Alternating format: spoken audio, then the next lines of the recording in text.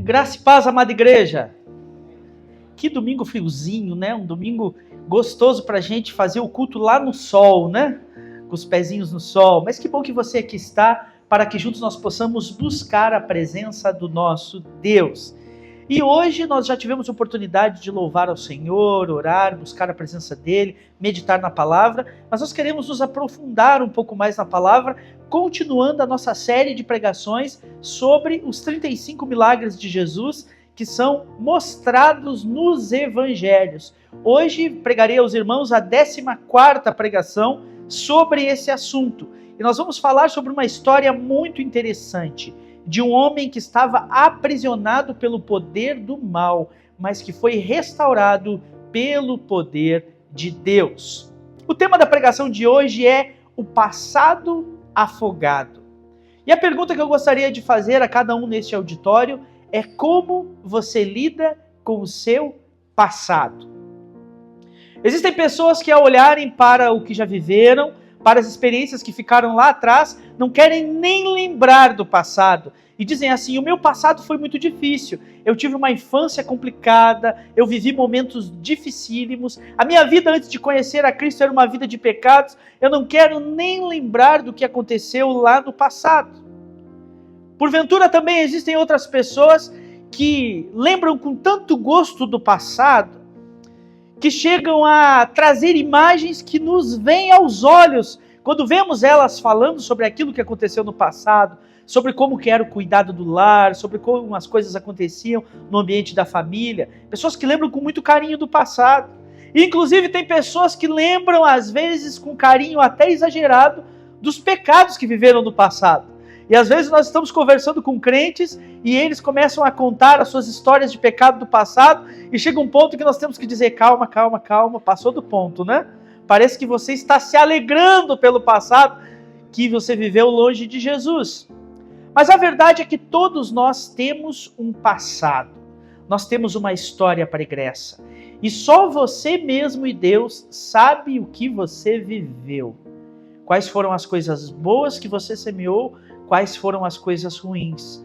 Quais são as coisas que você não teria vergonha nenhuma de contar, porque são coisas que exaltam o nome do Senhor, coisas que trazem orgulho para você. E quais são aquelas coisas que você jamais contaria, porque são coisas que trazem muita vergonha e dor só de você trazer à memória. Mas a verdade é que Jesus deseja usar o nosso passado como um instrumento para que nós possamos anunciar a sua glória e a sua grandeza. Amém? Vá comigo ao texto de Marcos, capítulo 5. Nós vamos ler dos versos 1 a 20, onde lemos a história do endemoniado da cidade de Gadara, o homem que vivia entre os sepulcros e que atormentava os moradores daquele lugar. Marcos, capítulo 5, dos versos 1 a 20.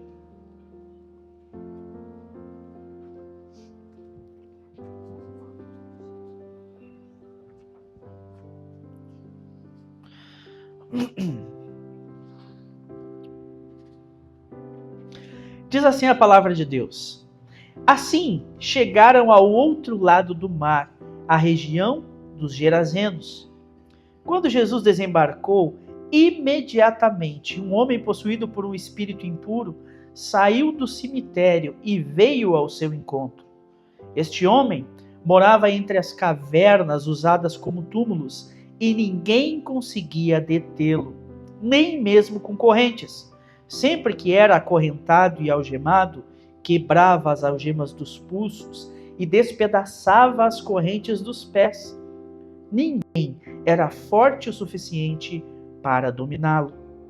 Dia e noite, vagava entre os túmulos e pelos montes, gritando e cortando-se com pedras. Quando o homem viu Jesus, ainda a certa distância, correu ao seu encontro e se curvou diante dele. Então soltou um forte grito: por que vem nos importunar, Jesus, Filho do Deus Altíssimo? E em nome de Deus, suplico, não me torture.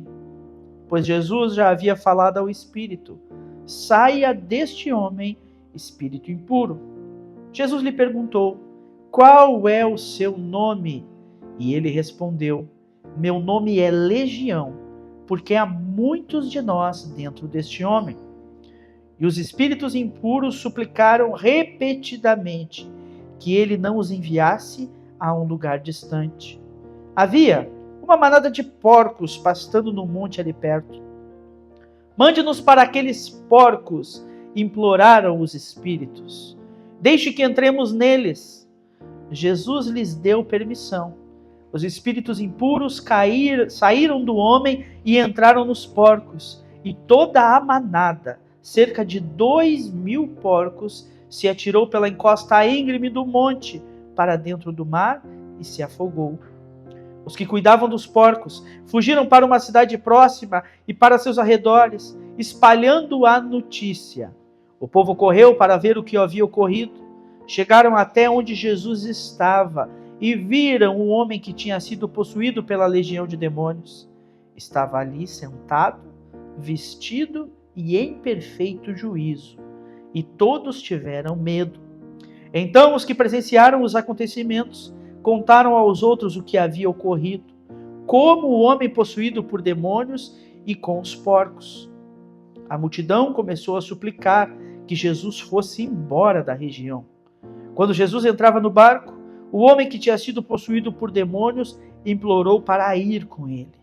Jesus, porém, não permitiu e disse: volte para a sua casa e para a sua família e conte-lhes tudo o que o Senhor fez por você e como ele foi misericordioso. Então o homem partiu e começou a anunciar pela região das 10 cidades quanto Jesus havia feito por ele, e todos se admiravam do que ele dizia. Palavra do Senhor aos nossos corações nesta manhã. Note que aqui nós vemos a continuação da última pregação que trouxe aos irmãos, quando Jesus e seus discípulos passaram pelo mar turbulento da Galileia. Quando lemos o trecho dessa passagem de Jesus na região dos Gesarenos, nós vemos que Jesus foi até aquele lugar única e exclusivamente para ter um encontro com este homem. Então tudo aquilo que Jesus e seus discípulos viveram na travessia da cidade de Cafarnaum até a região dos Gadarenos, o mar que se revoltou e os discípulos que perguntavam ao Senhor: Senhor, nós vamos morrer nesse lugar, e que Jesus precisou operar um milagre em favor daquela tempestade para que ela se acalmasse e eles então pudessem chegar em paz do outro lado do lago. Aqui nós vemos a continuação imediata desse texto. Quando Jesus chega ao outro lado do lago, ele encontra este homem. E à altura do verso 20 do texto que lemos, Marcos 5:20, nós vemos que Jesus entra no barco de novo e volta para o outro lado do mar, indo de volta para Cafarnaum, onde ele estava anteriormente. Jesus abre um parêntese no seu ministério, atravessa o mar da Galileia, única e exclusivamente para encontrar este homem e o libertar, porque ele estava sofrendo terrivelmente. Um homem atormentado por uma legião de espíritos imundos. Nós não sabemos o que aquele homem fez em sua vida que deu legitimidade para que uma quantidade tão grande de demônios entrassem na vida dele. Mas o texto que nós lemos nos mostra que aqueles demônios o atormentaram de tal forma que ele perdeu a sua capacidade de raciocínio, perdeu a sua capacidade de preservação própria e se tornou alguém como que um vagante de rua, sofrendo as intempéries do tempo, odiado por todos que o conheciam, um homem que vivia à revelia de qualquer regra moral. O texto nos mostra algumas coisas que Satanás fez na vida daquele homem, que aquela legião de demônios acabou acarretando na vida dele. Aquele homem vivia isolado, sozinho, e num lugar insalubre, no meio dos sepulcros. Naquela época, as pessoas não eram enterradas como são hoje, em buracos no chão, mas eram colocadas em buracos nas rochas, nas encostas das montanhas. E então, em determinados lugares, um pouco afastados das cidades, havia aquelas encostas de montanha, onde eram cavados pequenas cavernas, e os corpos das pessoas eram ali colocados. Aqueles buracos eram tapados com uma grande pedra ou com um monte de pequenas pedras, e ali ficavam os que haviam morrido. E este homem vivia isolado no meio dos sepulcros, andando no meio das cavernas onde apodreciam os corpos daqueles que já haviam morrido. Aquele homem tinha uma característica que os espíritos malignos deram a ele. Ele tinha uma força sobre-humana. de tal forma que se alguém cruzasse o seu caminho e ele enveredasse em direção àquela pessoa não poderia resistir-lhe fisicamente. Ele era muito forte. Grupos de pessoas já haviam tentado por mais de uma vez prendê-lo, acorrentá-lo, trancá-lo em algum lugar para que ele não fizesse mais as maldades que fazia. No entanto, todas as vezes que o prendiam, ele ia reinando contra as suas correntes a ponto de arrebentá-las e fugir. E ninguém podia resistir à força daquele homem. A vida daquele homem era andar sozinho no meio dos sepulcros, vagando de um lado para o outro, por entre os montes, gritando, falando talvez blasfêmias contra Deus, talvez falando palavras de maldição, gritando coisas sem sentido. E talvez as pessoas daquela região, ao ouvirem os gritos dele, já fossem saindo dos lugares por onde ele ia passar, porque ele era tido como um louco, um doido, um homem muito perigoso que ninguém queria estar perto. O nível de opressão espiritual daquele homem era tão grande, que ele, andando no meio dos sepulcros e vendo as pedras que estavam naquela montanha, ele tomava daquelas pedras e se automutilava, feria a si mesmo com aquelas pedras. Porque algo na vida dele fazia com que ele tivesse desejo de prejudicar a si mesmo, de viver isolado, de andar de um lado para o outro, gritando, chorando e se ferindo. Aquela legião de demônios que estava sobre a vida desse homem o estava atormentando de uma maneira horrível. Talvez você conheça pessoas que têm o costume de vagar pelas ruas, pessoas que têm o costume de sair por aí gritando e falando blasfêmias em todos os lugares por onde andam.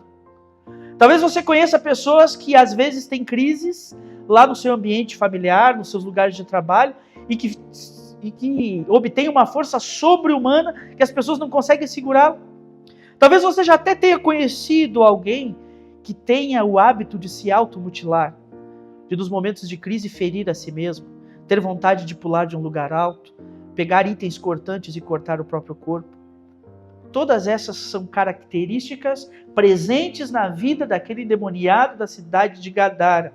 E eu acredito que Deus permitiu que esse texto chegasse até nós, para que nós pudéssemos ver neste homem toda a ação que o diabo faz na vida de uma pessoa, e que pudéssemos identificar no nosso dia a dia pessoas que talvez não tenham todas as características que esse homem teve, mas que têm muitas ou algumas características que mostram que essas pessoas estão sendo atormentadas pelo mal.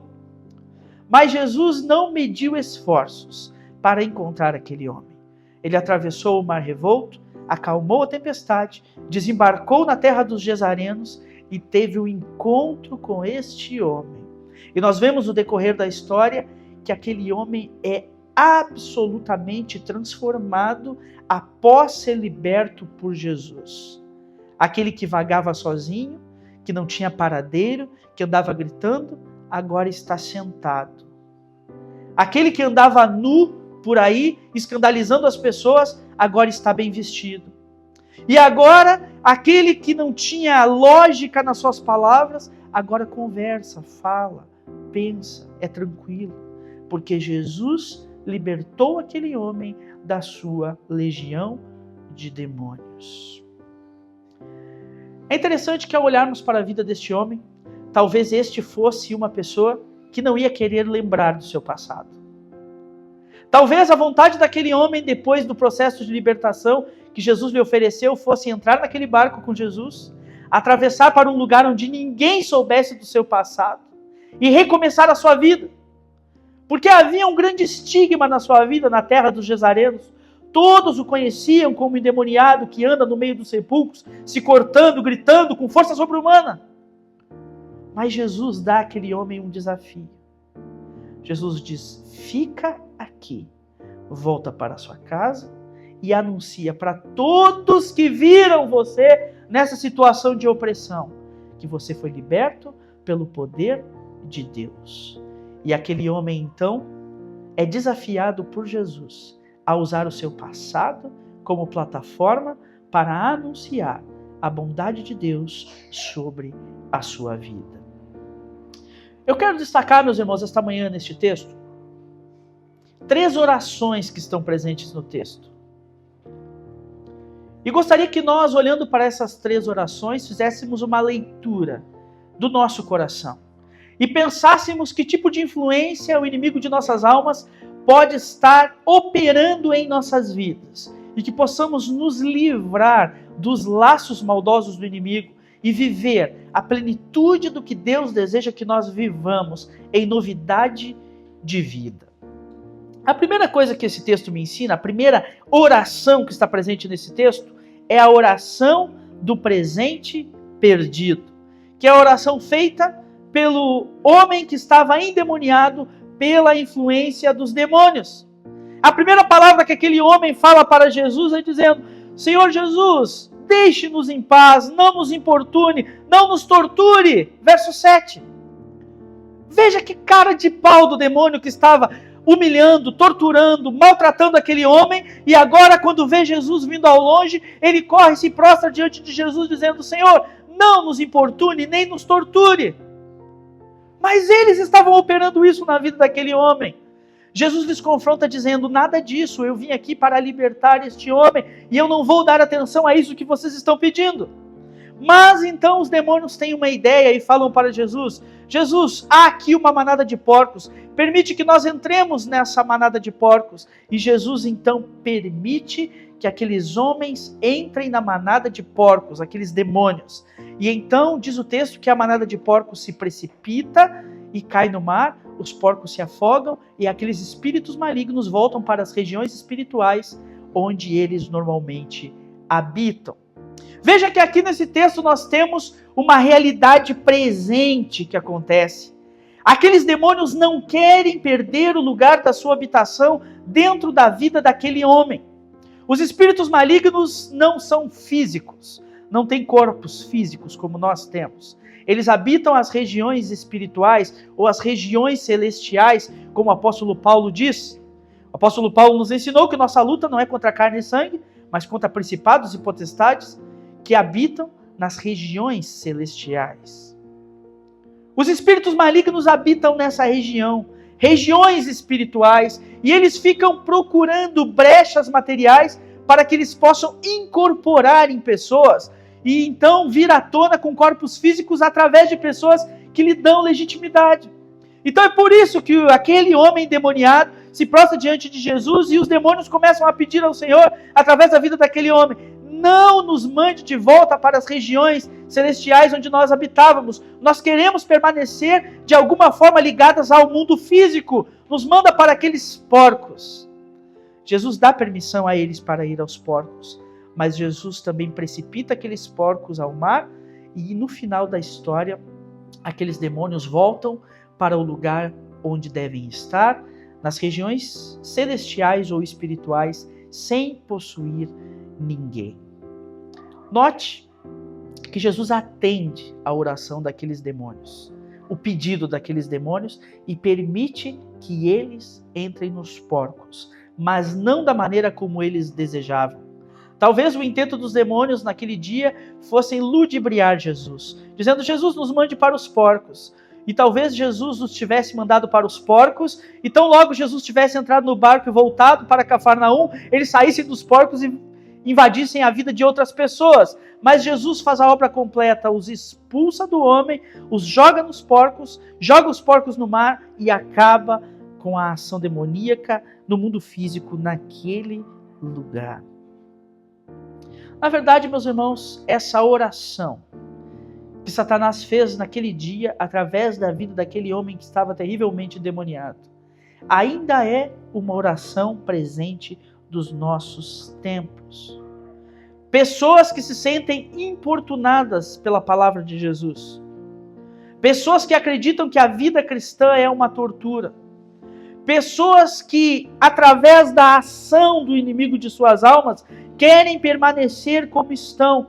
E elas dizem assim: eu não quero perder a minha vida presente, o meu dia a dia, a minha rotina, a maneira como eu vivo. Eu não quero ser importunado por Jesus. Eu não quero que Jesus mexa na maneira como eu estou vivendo, acostumado com os meus pecados, acostumado com a minha vida longe do Senhor, aprisionado aos meus vícios, aos meus maus hábitos, às minhas coisas erradas que eu faço. E elas fazem ainda hoje a mesma oração daqueles demônios, dizendo: Senhor, não precisa tirar os demônios de mim. Deixa os demônios por aqui. E se o Senhor tirar alguma coisa de mim, deixa meio perto. Deixa aqui perto. E Satanás ainda tem ludibriado pessoas dizendo: eu posso até parar de atormentar você como tenho atormentado, mas eu quero continuar por perto. E muitas pessoas têm se deixado enganar e não têm assumido um compromisso radical de libertação diante de Deus. É interessante porque aqueles demônios falam para Jesus: Senhor, não nos envie para um lugar distante. Eles não queriam se afastar fisicamente, nem daquela região, nem daquele homem que havia lhe servido de hospedeiro por um longo tempo. Nós precisamos aprender que para um processo de libertação é necessário um compromisso radical. Não adianta nós dizermos: aqui eu permito que o Senhor me liberte e aqui eu não permito, porque dessa forma o presente será perdido. Aqueles homens não querem uma mudança, aqueles demônios não querem para aquele homem uma mudança no presente. Eles querem que aquele homem permaneça aprisionado. Mas uma segunda oração que aparece no texto é o que eu chamo de a oração do futuro arruinado, que é a oração que a multidão faz a Jesus quando vê o sinal que Jesus opera em sua terra. Muito bem, Jesus chegou, confrontou o espírito maligno ainda de longe. O texto diz que o espírito maligno veio à direção de Jesus. O homem se prostrou diante dele, pediu: não nos importuna, Senhor, não nos deixa ir para lugares distantes, nos põe na manada de porcos. Jesus atende esse pedido, os espíritos malignos entram na manada de porcos, a manada de porcos se precipita do abismo, os porcos morrem, os espíritos são mandados para as regiões espirituais, e os pastores dos porcos, os cuidadores dos porcos, então vendo aquela situação, se desesperam, vão até a cidade mais próxima e começam então a contar aquela história para todo mundo. Talvez dissessem: lembra daquele endemoniado que fica lá perto dos sepulcros, lá perto de onde a gente cria os porcos, andando, gritando, fazendo coisas erradas? Ele encontrou um profeta e esse profeta o libertou dos seus demônios. Ele está lá sentado, são, conversando normalmente. E mais, esse profeta tirou a legião de demônios que estava na vida daquele homem e colocou sobre os porcos. E ele fez com que os porcos se precipitassem no mar. E agora 2.000 porcos de nossas manadas caíram no mar e nós estamos nessa situação. Venham e vamos ver o que está acontecendo. E então das cidades começa a fluir uma multidão que quer testemunhar o que aconteceu no meio dos sepulcros naquele dia. E essa multidão então reunida naquele lugar começa a confrontar Jesus. Aqueles pastores de porcos, aquelas pessoas que viviam em Gadara, não conseguem enxergar o milagre que Jesus operou, a libertação maravilhosa que Jesus fez na vida daquele homem. Eles não conseguem perceber como aquele homem é valioso, a tal ponto de Jesus atravessar o mar da Galileia e ir lá libertá-lo. Eles não conseguem perceber o valor daquela pessoa e por que Jesus foi ao seu encontro e o libertou. Mas eles só conseguem perceber o valor dos porcos. E eles dizem: por que Jesus veio aqui atrapalhar e matar os nossos porcos? Eles não conseguem ver. Jesus veio aqui milagrosamente e libertou este homem que era endemoniado. Eles estão com seus olhos focados nos bens materiais. Estão com seus olhos focados no seu futuro que foi arruinado. Eles estão dizendo: Jesus veio à nossa terra e atrapalhou o nosso futuro. Os porcos que nós iríamos matar, que nós iríamos vender, que nós iríamos negociar, agora se perderam. E o que vai ser de nós daqui para frente? Eles fazem uma oração que parte do coração daqueles que não nutrem fé, mas que estão apegados às coisas materiais. materiais e que veem o seu futuro arruinado pelo milagre que Jesus operou. Certamente aquele que expulsou a legião de demônios do homem e que precipitou os porcos no mar é o mesmo capaz de fazer com que aquela multidão receba da palavra de Deus, aprenda do Evangelho e se torne ainda muito mais próspera do que aqueles porcos que eles criavam. Mas não há fé no coração da multidão. E a multidão pede para Jesus de maneira acachapante no verso 17. Jesus, entre no seu barco e vá embora daqui. Nós não queremos você aqui. Você nos dá prejuízo. Você atrapalha o nosso futuro. Você arruina os nossos negócios. Jesus, vai embora daqui. Infelizmente, muitas pessoas enganadas pelo diabo ainda fazem a mesma oração hoje. Quando Jesus lhes encontra e lhes mostra o preço do discipulado, diz, olha, me seguir tem um preço, você precisa matar alguns porcos se perderão nesse caminho, você precisa deixar algumas coisas. Essas pessoas dizem, Senhor, mas o meu futuro? Como que vai ser o meu futuro? Senhor, eu preciso de segurança, eu preciso me arraigar nas coisas materiais, eu preciso me apegar às coisas dessa vida, eu não confio que o Senhor vai cuidar do meu futuro. Então, Senhor, sai daqui, entre no seu barco e vai embora para o outro lado. Eu não quero esse tipo de relacionamento com o Senhor. E por vezes Jesus nos mostra, veja o meu poder, olha como eu sou capaz de libertar um homem atormentado por uma legião de demônios, eu sou capaz de fazer muito mais na sua vida. Mas a gente olha para o testemunho dos outros e não nasce fé no coração de muitas pessoas. E elas acabam dizendo, eu vou deixar para seguir Jesus quando eu tiver um pouco mais velho, eu vou deixar para seguir Jesus quando eu já tiver com a vida feita, eu vou deixar para ter um relacionamento com Deus mais para o futuro, porque eu quero me preparar, eu quero fazer coisas que Jesus não me permite fazer nesse tempo, então eu deixo isso para uma outra hora. Pessoas que fazem esse tipo de oração, a oração do futuro arruinado, estão cegas para o que realmente significa pertencer a Jesus. Já pensou nisso? Ter Jesus onde você está, operando um milagre maravilhoso e pedir para ele ir embora? Esse é o ponto. Esse é o tamanho da falta de fé daqueles moradores de Gadara.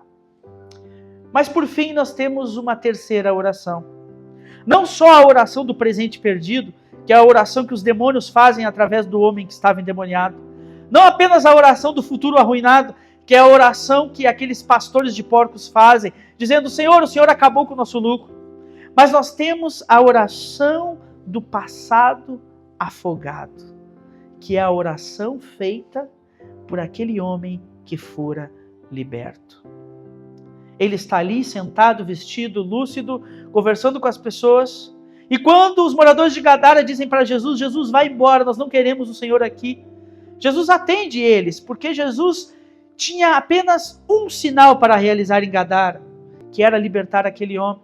Então Jesus entra no barco e tende a voltar para a cidade de Cafarnaum, mas aquele homem que fora liberto se apega ao Senhor Jesus e diz, Senhor, deixa eu ir contigo. Senhor, eu quero estar perto do Senhor. O Senhor me libertou, o Senhor fez uma obra tão maravilhosa na minha vida. Me deixe estar agarradinho com o Senhor, eu quero ir aonde o Senhor está. O pedido daquele homem era um pedido justo. Ele tinha talvez medo que quando Jesus se afastasse, aqueles espíritos que lhe atormentaram por tanto tempo, voltassem a lhe atormentar. Ele queria estar perto de Jesus fisicamente. Mas Jesus fala para ele, meu filho, o seu passado foi afogado. E agora você vai viver uma nova vida. Você não precisa estar perto de mim fisicamente, mas eu habitarei o seu coração pela fé. E a fé que você terá em mim será suficiente para impedir que esses espíritos malignos voltem. E mais, essa fé que hoje nasceu no seu coração vai lhe capacitar a ser uma testemunha poderosa do Evangelho. Portanto, esse passado do qual você se envergonha, essa aparência que você tem por andar entre os sepulcros, essas cicatrizes que você tem de se machucar com pedras, essas marcas nos seus pulsos e nos seus pés das correntes que lhe acorrentaram, elas não serão motivo de vergonha para você. Porque toda vez que alguém olhar para as suas cicatrizes e lhe perguntar que cicatriz é essa, você terá a oportunidade de dizer: eu fui endemoniado, andei no meio dos sepulcros, sofri nas mãos de uma legião de demônios, mas um dia eu conheci Jesus e Ele me libertou. O passado afogado se tornou a base do testemunho daquele homem. O texto nos diz, nos versos 19 e 20, que lemos, que aquele homem se tornou uma testemunha poderosa de Jesus. E começou a pregar o evangelho na chamada Decápolis Romanas. As 10 cidades que estavam ao redor daquela região de Gadara. Ele se tornou um missionário, anunciando o poder e a graça de Jesus no meio daquele lugar tão trevoso. Ele usou o seu passado como plataforma para anunciar o Salvador. Como você tem lidado com o seu passado? Como pastor, eu tenho o privilégio de conhecer mais intimamente a vida dos irmãos. E eu ouço tantos testemunhos abençoadores. Tantas coisas que aconteceram na vida dos irmãos que eu gostaria que todos soubessem. Mas sabe o que acontece? Muitas vezes nós somos tímidos para contar os nossos testemunhos. Nós temos vergonha das coisas que aconteceram no nosso passado. Mas se nós soubéssemos como nossos testemunhos podem abençoar a vida de outras pessoas, nós anunciaríamos isso com mais vontade. Nós anunciaríamos isso com o coração aberto, falando: eu vivi um passado difícil, eu tenho as minhas marcas, mas Jesus me libertou. E Ele faz isso na vida de outras pessoas. Ele é poderoso, Ele é maravilhoso, Ele age de maneira especial e Ele deseja que nós não façamos a oração do presente perdido, dizendo: Senhor, eu não posso me relacionar contigo porque eu estou aprisionado aos meus pecados de estimação. Ele não quer que nós façamos a oração do futuro arruinado, dizendo: Senhor, é muito caro o preço que o Senhor pede para eu te seguir, então vai embora, Senhor, me deixe em paz, uma hora eu vou encontrar o Senhor no meu futuro. Mas Ele quer que nós façamos a oração do passado afogado que esse homem fez, que diz: Senhor, o meu passado morreu e agora eu usarei ele como plataforma para anunciar a tua bondade. Aquele homem foi liberto de maneira especial, maravilhosa, e se tornou uma testemunha do amor de Deus. Ainda hoje, em nosso tempo, o Senhor Jesus liberta pessoas. Pessoas atormentadas pelo mal, pessoas que têm influências malignas em sua vida. E Ele ainda faz com que pessoas que andam em trevas se transformem em pregadores do Evangelho. Quem sabe o seu testemunho, a sua história de conversão, as suas experiências com Jesus podem ser plataformas para que outras pessoas creiam no Evangelho. Por isso eu desafio você nessa manhã: conte a sua história para outras pessoas.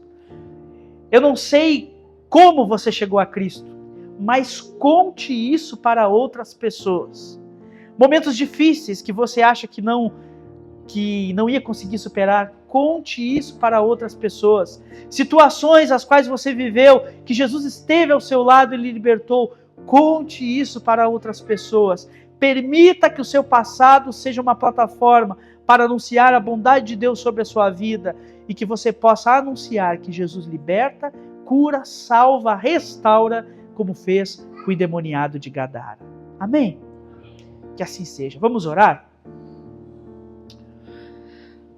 Vamos falar com o Senhor, pedindo que Ele opere assim em nossas vidas.